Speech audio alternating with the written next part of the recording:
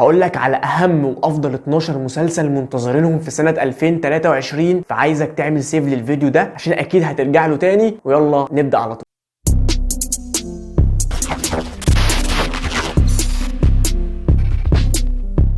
الفيديو ده هيكون ترتيبه كالآتي: هنبدأ بأقل المسلسلات أهمية لحد ما هنوصل لآخر الفيديو أكتر مسلسل منتظر ومهم في السنة. أول مسلسل معانا هو مسلسل ماسترز اوف ذا اير، مسلسل من نوعية الحاجات اللي أنا بحبها جدا، اللي بيتكلم عن الحرب العالمية، سواء بقى هي أحداث حقيقية أو أحداث من واقع خيال المؤلف. المسلسل بيتكلم عن 12 جندي أمريكي ضد أسراب من الطائرات للجنود الألمان. المسلسل هيكون تحت إنتاج استوديوهات أبل العملاقة، لسه لحد دلوقتي ما اعلنوش عن ميعاد المسلسل، بس هيكون موجود في 2023. تاني مسلسل وهو مسلسل اكسترابولوشنز، من نوعيه الدراما والكوميديا ومن انتاج شركه ابل، من بطوله توبي ماجواير وفورست ويتكر وكيت هارينتون نجم مسلسل جيم اوف ثرونز. شايف انت بقى كل الاسماء دي هتكون تحت مظله شركه ابل، فاكيد هنشوف حاجه حلوه. وعلى حسب موقع IMDb القصه هتكون كالاتي: ان في حاجه غريبه هتيجي على كوكب الارض هتغير من نظام الحياه ونظام العمل والحب في كوكب الارض. اكتر من كده انا معرفش. المسلسل كان المفروض ينزل في 2022 لكن اتأجل ل 2023. ثالث مسلسل وهو ارمي اوف ذا ديد لوست فيجاس. المسلسل ده هتكون من انتاج نتفليكس، احداثه هتكون قبل احداث مسلسل ارمي اوف ذا ديد اللي كان موجود في 2021 لو انت شفته، اللي بيتكلم عن عالم الزومبي ومدينه لاس فيجاس في امريكا والسقوط المدينه ديت. الموسم الاول منه هيكون 6 حلقات. انا الصراحه مش متحمس له قوي، بس لو انت من عشاق اعمال الزومبي والرعب خليك فاكر المسلسل ده عشان تتفرج عليه في شهر مايو 2023. الثلاث مسلسلات اللي جايين دول كلهم تبع بعض ومشتقين من المسلسل الرئيسي ذا ووكينج ديد. بعد انتهاء احداث المسلسل الاصلي ذا ووكينج ديد في الموسم ال11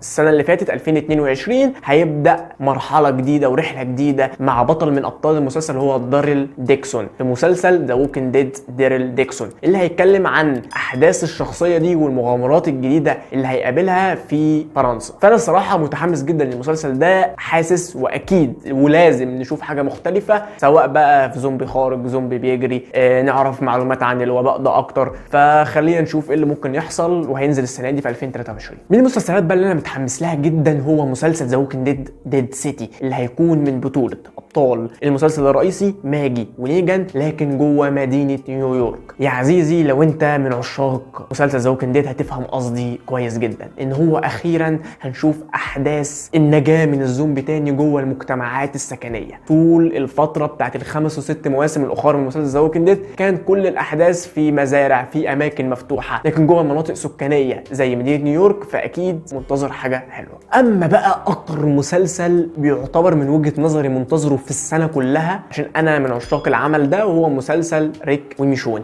اللي هيكون عباره عن موسم واحد و6 حلقات، وهيتكلم عن رحله ريك ورحله ميشون للبحث عن ريك. وكده هيكون انتهت قصه الشخصيتين دول للابد. اتمنى يكون في اكتر من كده، وهعمل فيديوهات كتير عن المسلسل ده اصلا، بس خلينا دلوقتي نقول ان هو من اكتر المسلسلات المفضله والمنتظره بالنسبه لي في السنه دي. 3 مسلسلات اللي انا لسه قايلهم من شويه دول كلهم من انتاج شبكه AMC. مسلسل ايرون هارت من عالم مارفل، هيظهر فيه بطل خارق جديد وهي بنت عندها 15 سنه، عندها نفس شغف ودماغ توني ستارك في انشاء دروع شبه دروع ايرون مان كده. فالمسلسل ده هيبدا الرحله من شغف الطفله دي في انشاء الدروع لحد ما تكون بطل خارقه جديده في عالم مارفل. من المسلسلات المنتظره جدا لعشاق ديزني وكل اعمالها هو مسلسل اوشكا، مسلسل بيتكلم عن بطله خارقه جايه من عالم ستار وورز. هيعملوا مسلسل عنها وانا معرفش ممكن يعملوا ده ازاي، بس عموما انا متحمس للمسلسل ده واكيد هتفرج عليه. المسلسل التاسع شو جان، من نوعيه المسلسلات اللي انا بحبها عشان هو موجود في حقبه زمنيه بحبها. مسلسل بيتكلم عن بحار بريطاني او شخص بريطاني سافر لليابان، اتحول من ان هو شخص غريب مش عارف يتاقلم مع ثقافتهم لدرجه ان هو وصل لمرحله ان هو هينافس على العرش بتاع اليابان. اكيد في تفاصيل اكتر من كده، ما عندناش معلومات اكتر من كده، بس هو هيكون موجود في 2023 مسلسل شوغان. ودلوقتي احنا وصلنا لاخر 3 مسلسلات